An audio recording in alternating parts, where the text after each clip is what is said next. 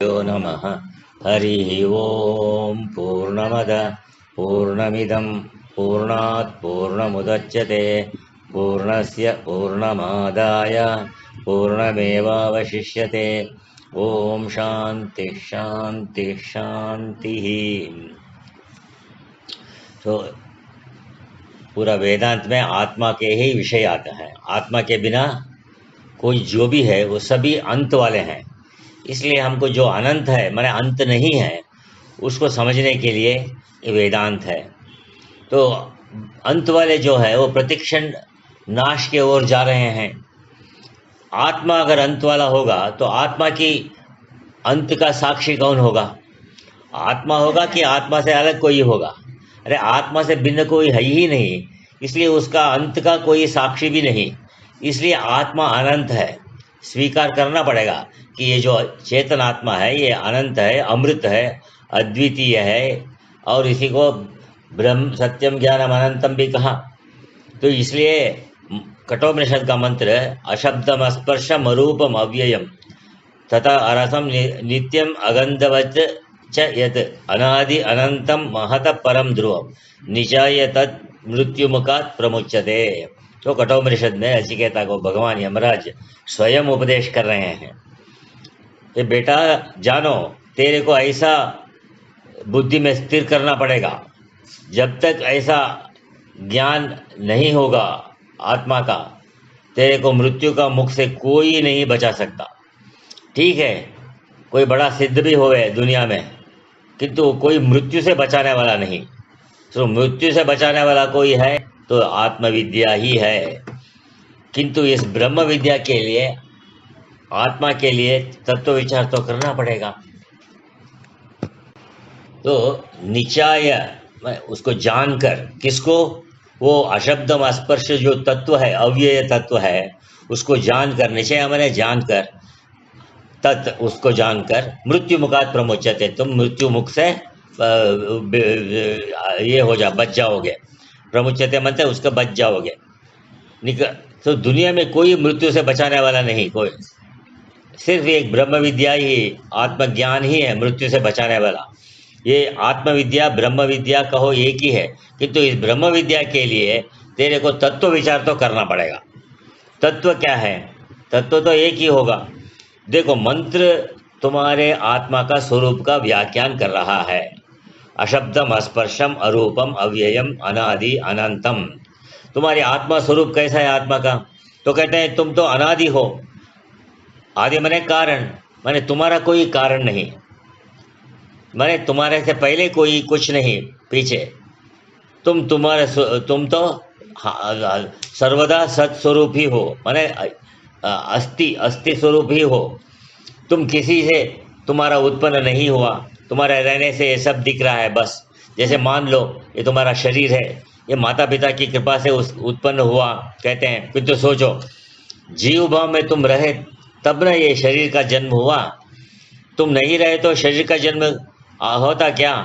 तो इसलिए क्या निश्चय करोगे? माता पिता की कृपा तो हुई, किंतु हमारे रहने पर हुई। अगर हम नहीं होते तो माँ बाप क्या देते? शरीर बना सकते? शरीर तो नहीं बना सकते। इसलिए मतलब ये, तुम पहले ही थे। कर्म और कामना अज्ञान के कारण फिर कर्म फल भोगने के लिए तुम आ गए उधर माँ बाप के पास। किस आकार को पाने के लिए? तो पहले तुम जिस आकार में थे वो अब नहीं रहा, इसलिए दूसरा आकार लेने के लिए माँ बाप की कृपा से ये नया आकार लिया।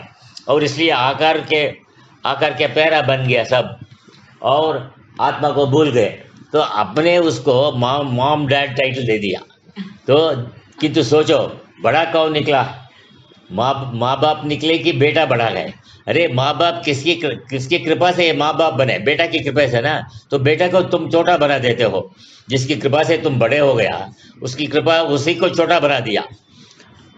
इसलिए जिसने तुम माँ बाप बनाया उसी को छोटा समझ लिया, बच्चे समझ लिया। आकार से छोटे होने पर भी स्वरूप से बच्चा भी आत्मा ही है। तो ऐसे वो जो तुम्हारी अंतरात्मा अनादि है, अनंत है, इसका अंत नहीं, अविनाशी है। ये नाम रूप सब अंत वाले हैं। अंत करने के लिए संसार में परमात्मा ने तीन वस्तु की, पदार्थों की सृष्टि किया, देश काल और वस्तु।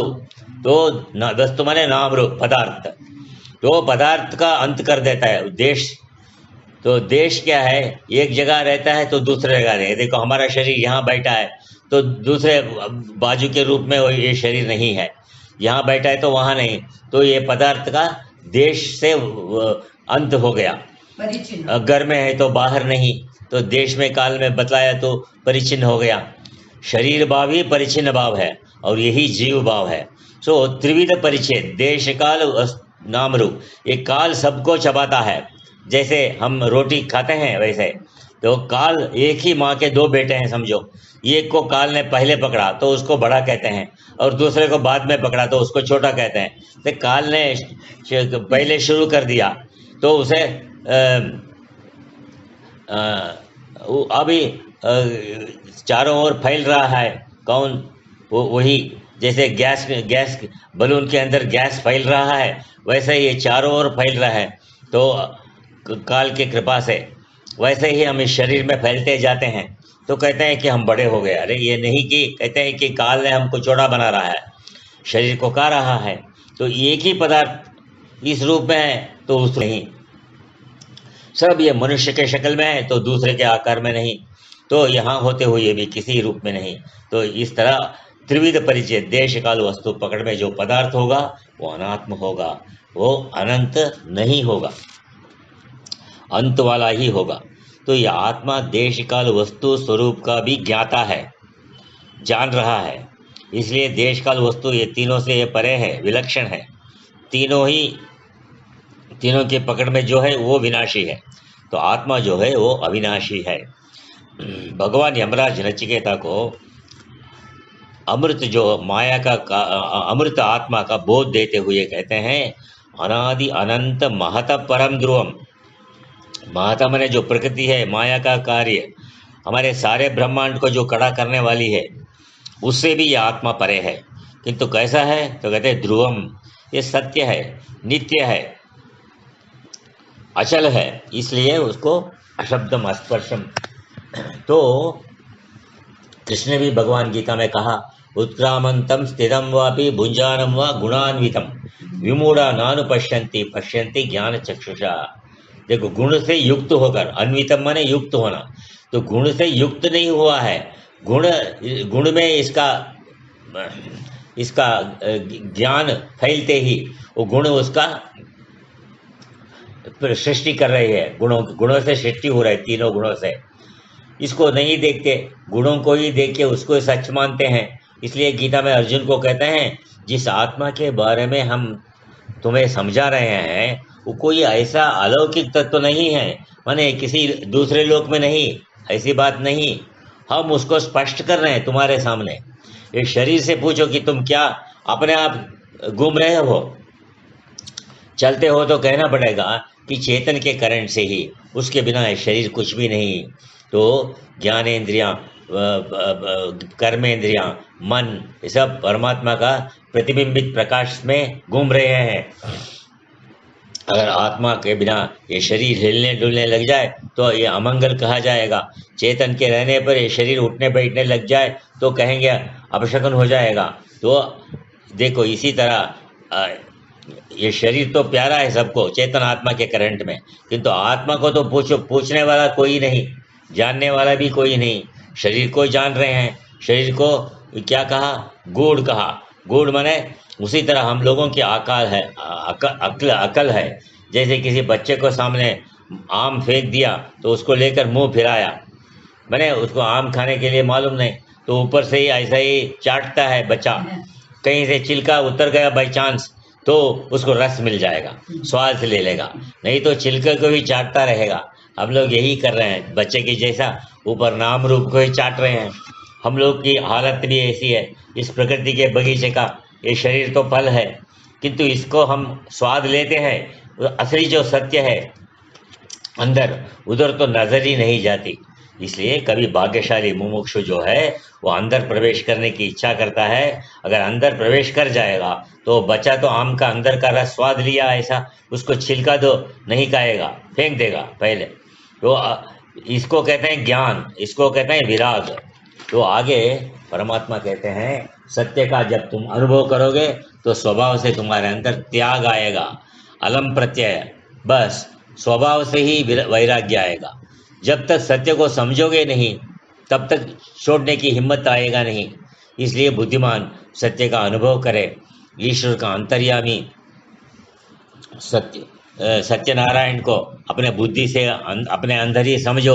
उस पराविद्या के द्वारा जिसका ज्ञान होता है वो अविनाशी ब्रह्म आत्मा कैसा है? श्रुति भगवती कहते हैं यत्तद अदृश्यम अग्राह्यम अगवर्णम आवरणम अचक्षु, अगोत्रम अवर्णम अचक्षु। देखो सबका निषेध कर रहा है आत्मा में। श्रोत्र, चक्षु, वर्ण, गोत्र, ये सब दृश्यता, ये सब पाणी, पाद मने हाथ पैर, सब इंद्रियों, ज्ञानेन्द्रिय, कर्मेंद्रियां। लेकिन उसका स्वरूप लक्षण क्या है? नित्यम विभुम सर्वगतम सुसूक्ष्मम अव्ययम तद्भूत यद्भूत योनि परिपश्यति। ये सबका भूतों का योनि मने कारण है। तो इस मंत्र में परब्रह्म परमेश्वर के निराकार स्वरूप का वर्णन किया गया है। सारांश यह है कि परब्रह्म परमेश्वर ज्ञानेंद्रियों द्वारा जानने में नहीं आते, न कर्मेंद्रियों द्वारा पकड़ने में आते हैं। इसलिए गोत्र मने मूल है, अगोत्र मने अमूल, जिसका मूल नहीं, तो आत्मा का मूल नहीं, बाकी सब का मूल आत्मा ही है। वहाँ गोत्र का मतलब जिस ऋषि के कुल में गौ का त्राण किया, वो सिंह पूंछ वाला गौ नहीं। तुम्हारी ये जो इंद्रिया है ना, यही गौ है। ये जो तुम्हारी बुद्धि है ना, ये भी गौ समझो। तो गौ का सीधा अर्थ है गच्छति इति गौ। तो जो आगे पीछे जाए उसको गौ कहते हैं। इंद्रियां विषयों के पीछे आगे जाते हैं, पहले ज्ञानेंद्रिय जाते हैं और मन की आज्ञा से कर्मेंद्रिय जाने लगते हैं। जैसे इसलिए ये सब गोवे हैं। तुमको बीच बीच में ये दूध भी देते हैं, माने रस देते हैं। तो यहाँ बुद्धि शब्द मन के मर्त में कहा है। तो सुख रूपी दूध भी देती है और कभी लात भी मारती है, माने दुख रूपी दूध भी देती है। अब इस इंद्रियों का जन्म मरण जो है उसका आरोप तुम्हारे में हो रहा है। आरोप माने इम्पोजिशन, उसका जो सत्य नहीं उसको ऐसा जैसा एक कैदी को आरोप किया जाता है पहले, बाद में उसको कैदी करके निश्चय करने के बाद उसको पनिशमेंट मिलता है। पहले आरोपी कहते हैं उसको। इसी तरह ये आरोप है तुम्हारे ऊपर, इसलिए इसको आगे और पढ़ेंगे। ओम पूर्णमद पूर्णमिदम पूर्णात् पूर्णमुदच्यते पूर्णस्य पूर्णमादाय पूर्णमेवावशिष्यते। ओम